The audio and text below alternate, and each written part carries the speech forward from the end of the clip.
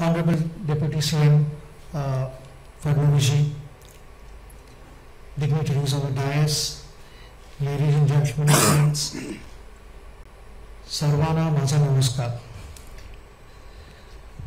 आजचा दिवस एक स्पेशल दिवस आहे माझ्यासाठी. काही वेळा आधी डॉक्टर मयेकरांनी मला मेसेज केला होता आणि मला ह्या मिशन ह्या इनिशिएटिव्हबद्दल आयडिया दिली आणि मला वाटलं की हा इनिशिएटिव्ह एवढा चांगला आहे की ह्याच्याबरोबर मी अटॅच व्हायला हवंच आणि जर काय मी काही थोडीफार माझ्या कॅपॅसिटीमध्ये कॉन्ट्रीब्युशन करू शकतो,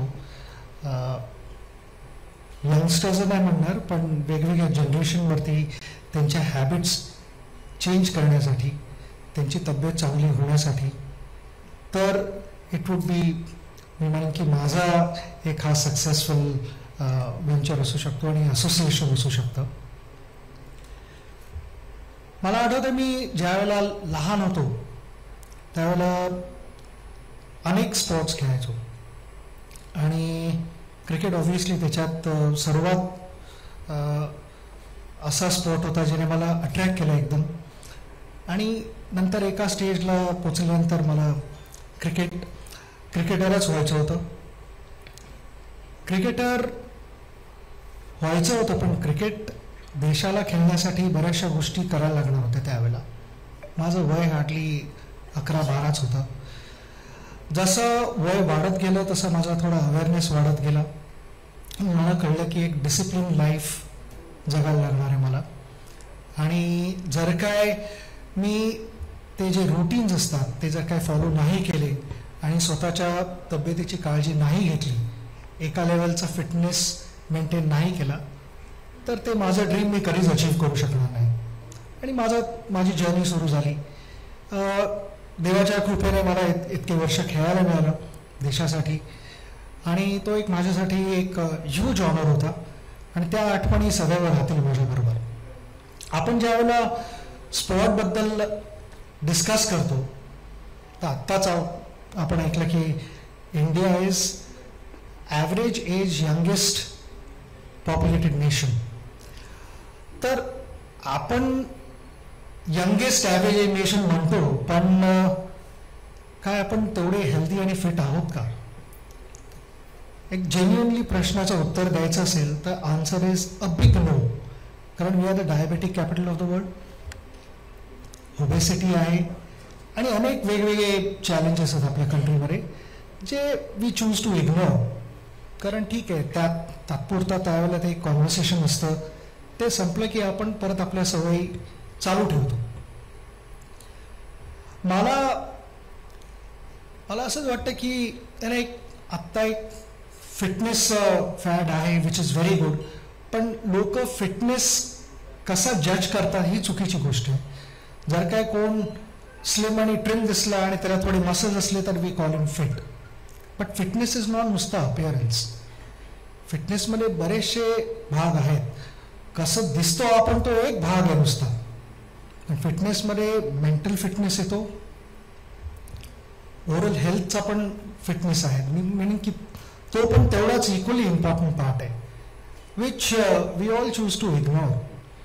कारण त्याच्या रिलेटेड बऱ्याच गोष्टी घडतात and bad overall health is directly link to cardiac problems, diabetes, बरेचसे असे डिसिजेस आहेत जे प्रॉबेबली लोकांना तेवढी आयडिया नाही आहे.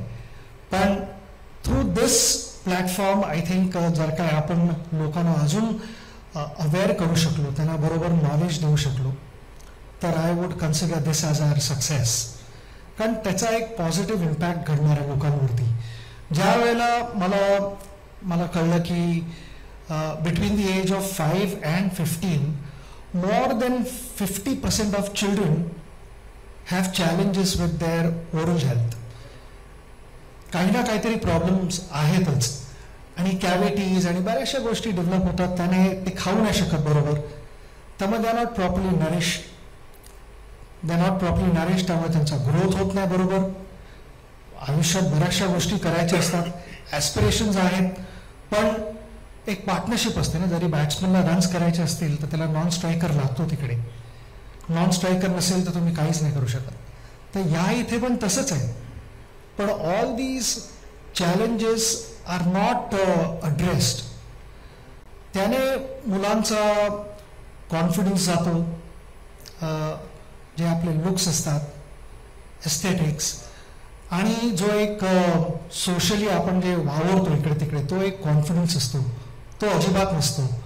सो दे स्टार्ट, मी म्हणेन की दे स्टार्ट शटिंग एव्हरीथिंग, की लोकांमध्ये मिक्स नाही होणार किंवा बोलणार नाही बरोबर, हसू नाही शकत, त्यांचा कॉन्फिडन्स एकदम लो असतो. According to me it is like standing in quicksand, you are sinking slowly but surely. I think ह्या गोष्टी आपल्याला बदलण्याचा प्रयत्न करायला हवा. आणि ज्यावेळेला मी ऐकतो की गव्हर्नमेंटने जरी टोबॅको, गुटखा आणि अशा गोष्टींवरती बॅन आणलाय, पण तरी त्या कुठे ना कुठेतरी अवेलेबल आहेत. आणि ज्यावेळेला मला आठवत आहे मी मोठा होत होतो, शाळेत किंवा इव्हन ग्राउंडवरती आपले गुरु आपले सेकंड पेरेंट्स असतात, ते आपले रोल मॉडेल्स असतात. पण अनफॉर्च्युनेटली बरेचसे टीचर्स ही टोबॅको आणि गुटखा आणि बरेचसे अनेकशा गोष्टी आहेत, बीटल नट आणि flavoured tobacco, all those things, ते हार्मफुल गोष्टी त्याचा वापर करत असतात. लहान मुलं मुली त्यांना बघतात आणि त्यांचंही कुठे ना कुठेतरी मन करतं की आपण पण एकदा ट्राय करून बघूया, हे एवढं खातात काय आहे एवढं. तेही ट्राय करतात, फेलिंग टू रिअलाइज की eventually they will get addicted to it. आणि त्याचा एक इम्पॅक्ट एवढा खराब असतो, त्याचा एंड एवढा खराब आहे. The end is mouth cancer. But त्यांची ती केपेबिलिटी नाही आहे त्या एजला टू रिअलाइज की माउथ कॅन्सर झाल्याने काय होऊ शकतं. त्यांनाच नुसतं त्रास नाही होणार, त्यांच्या फॅमिली मेंबर्सना त्रास होतो, आजूबाजूच्या मित्रांना, मैत्रिणींना, सगळ्यांना त्रास होतो की कोणाला एवढी दुखापत होते. ह्याचा अंदाज त्यांना त्यावेळेला नसतो. आणि नुसतं तेच नाही, पण बऱ्याचशा फॅमिलीजना फिनान्शियल बर्डन असतं. तर त्याच्यात ते कसं अजून एक इश्यू कसा ॲड्रेस करू शकतात. आणि हा प्रॉब्लेम हा तुम्ही स्वतःने इन्व्हाइट केलेला आहे. बऱ्याच वेळेला आयुष्यात अडचणी येतात, सरप्राईजेस असतात आयुष्यात, ते उतार चढाव असतातच प्रत्येकाच्या आयुष्यात. पण हा ॲक्च्युली ह्याला काही एक्सक्यूज नाही आहे. हे मी म्हणेन की हे तुम्ही स्वतःने इन्व्हाइट केलेलं आहे. आणि आपण आता शाळेतल्या मुलांच्या गोष्टी करतो तर मी सांगतो की मी पण ज्यावेळेला इंडियाला खेळलो त्यावेळेला माझं वय 16च होतं. मी नुकता शाळेतनं बाहेर पडलो होतो आणि इंडियाला सिलेक्ट झालो, खेळायला लागलो, काही ॲडव्हर्टिजमेंट्स केल्या. मला माझ्या वडिलांनी त्यावेळेला एक माझ्याकडनं प्रॉमिस करून घेतलं. माझे वडील त्यावेळेला मला बोलले की तू टोबॅकोला कधीच प्रमोट नाही करणार, हे मला प्रॉमिस दे. आणि मी बाबांना त्यावेळेला प्रॉमिस केलेलं की कितीही काही झालं तरी मी टोबॅकोला नाही करणार प्रमोट.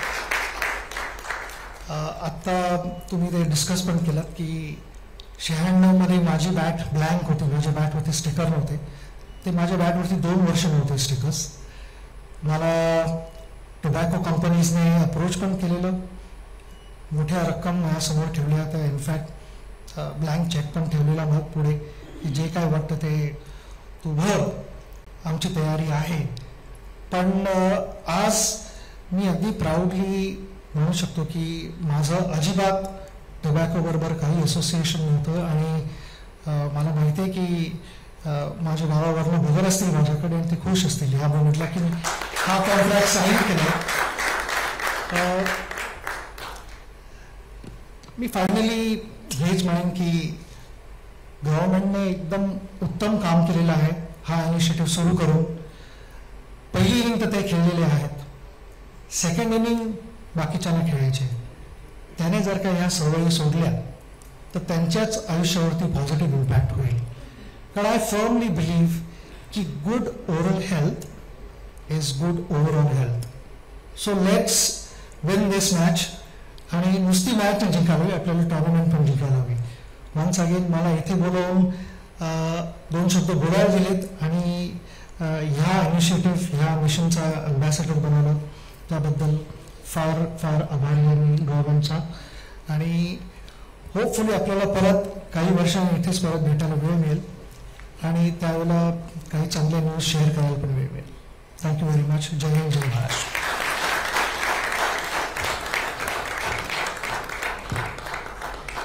तुमची उत्तुंग कारकीर्द बघत अनेक पिढ्या लहानाच्या मोठ्या झाल्या आहेत. त्यामुळे एखाद्या गोष्टीबद्दल तुम्ही सचिन सर सांगितलं तर ती नक्कीच ऐकतील आणि त्याचा इम्पॅक्टही जबरदस्त होईल याची मला खात्री आहे. Thank you so much once again. ABP Majha, उघडा डोळे बघा नीट.